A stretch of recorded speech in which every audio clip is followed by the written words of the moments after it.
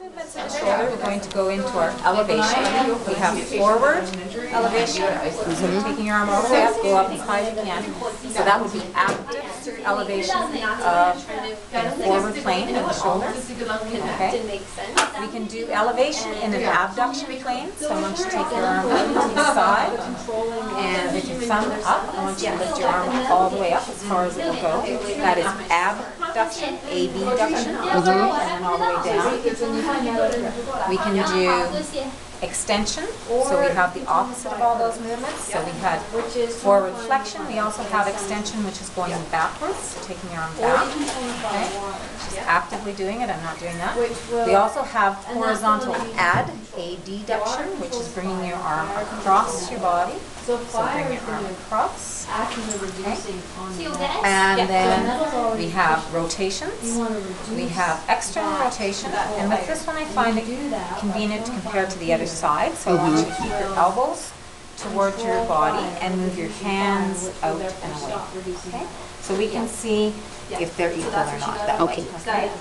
Then we have internal rotation, which we can't do like this because our body stops us. So what we do is we get your hand in behind your back, and then just reaching up the back. Oh, and Angela is very mobile. She goes up to her T1, C7. Okay. Now again, I like to compare that to the other side, so you can bring that one down and reach this one up behind your back.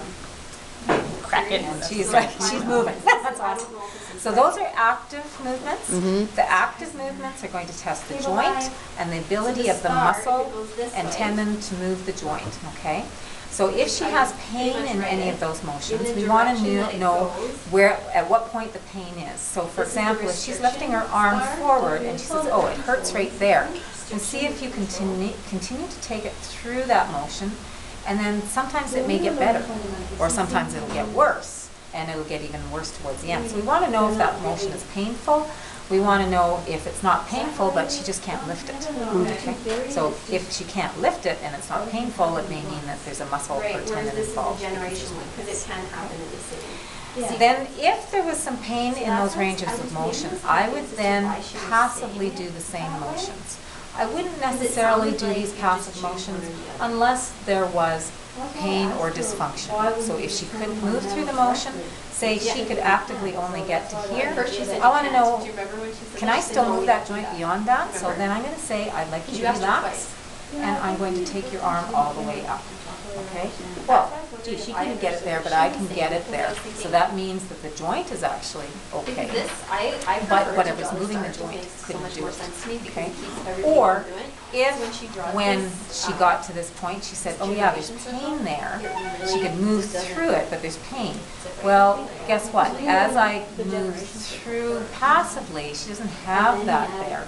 Then we've taken the muscle and the tendon out of this situation now with the passive movement.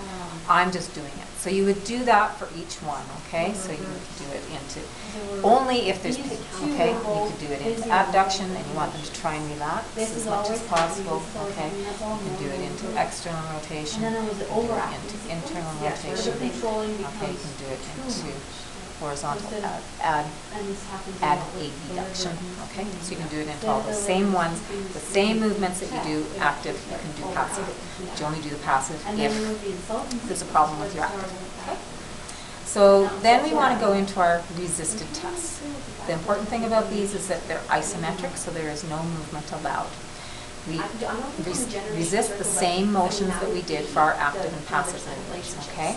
So we started off with forward flexion, okay, going forward. So what I'm going to do is I'm going to say, I want you to hold your arm there. Don't let me push you back. So hold tight. I'm going to give enough resistance so that I know that she's strong. I'm not trying to overpower her, okay? I want to know that she's strong and that there's no pain when she does that, okay? We can do abduction. Don't let me push you down. Hold tight. Again, same kind of thing. Looking for pain or weakness, okay? We can do extension. Don't let me pull you forward. Okay. Right. We can do the adduction. I tend not to do it because clinically you don't get a lot, but I could say the same thing. Don't let me pull your arm away from your side. Hold tight. Okay.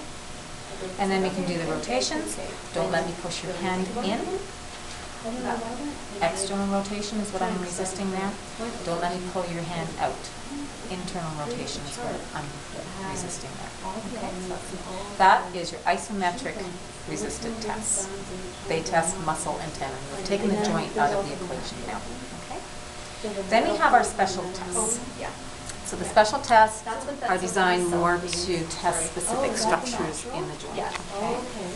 So I don't have my notes handy to make sure. Actually, I do have mine. yeah. Do you have yours? I just want to make sure that I do them in the same order because then it's easier for you to follow. Did you pause? No. No. Okay. Let's say something really funny on our video now. No, it took me about 5 minutes just to get it to draw. Okay. That's nice. You're not techno savvy. Yeah. That's okay. At least you're pretty. There we go. Here we go. All right, so we're going to start with the supraspinatus or empty can test. So we're going to take the arm up in just not right forward, but just out to the side a little bit, about 30 degrees. Then we're going to have her turn her thumb down like she's emptying a can. And then I'm going to resist that. You don't need to get a lot of resistance here because it's a small muscle here. That one is for the supraspinatus. Okay? Does that make sense? Then we're going to do the impingement test, which is to see if there's impingement going on underneath the acromion here, which could be bursa, it could be tendon. What we do is we take the arm across the body, do a bit of internal rotation, so we're bringing the hand down, and then we're going to lift the arm up like that. So we're kind of jamming the structures under the acromion. And if there's pain there, that's a positive. Okay. Excuse me. The next one, the drop arm test, which is taking the arm out passively. Okay. Then I'm going to ask her to slowly lower it down.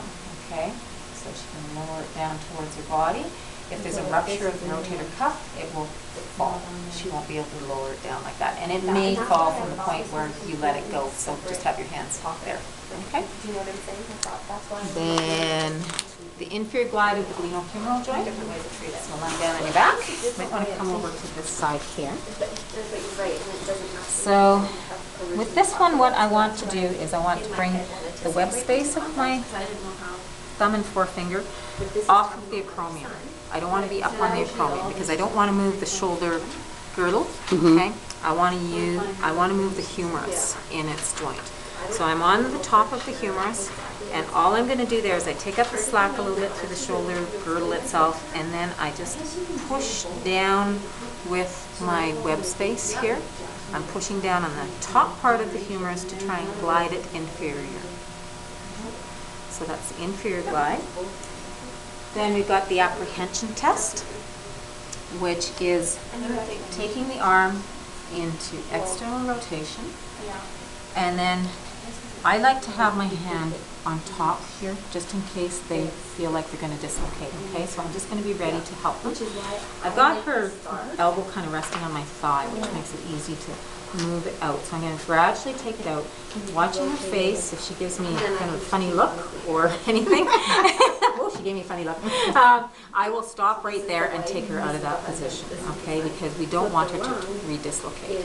So for Angela, yeah, I can get her all the way up. She's just fine, okay, there's no previous dislocation there. She's not unstable at the front. Okay, so I'm not pushing down with this hand at this point. I'm just monitoring them. I'm just making sure that she's okay with that. Okay. And then we've got compression rotation test. Okay. So what we're trying to do, if you can visualize, we're trying to compress the ball into the socket. Okay. So we're trying to push the two together. So in order to do that, I'm going to take the arm out to the side just a little bit. Let me just come around this other side. Take the arm out to the side a little bit. I'm going to stabilize on the top of the acromion here. So I'm on top, I'm holding that acromion down. Then I'm going to push up through the humerus. So I'm pushing towards her head with the humerus, basically. Okay. So I'm jamming that ball and socket joint together, and then I'm going to grind it a little bit, rotate it a bit, and I'm feeling for any kind of clunks, clicks, pain, which you can tell me. Okay. So she's fine. So she's fine. She's good in all of these. And that is all of them.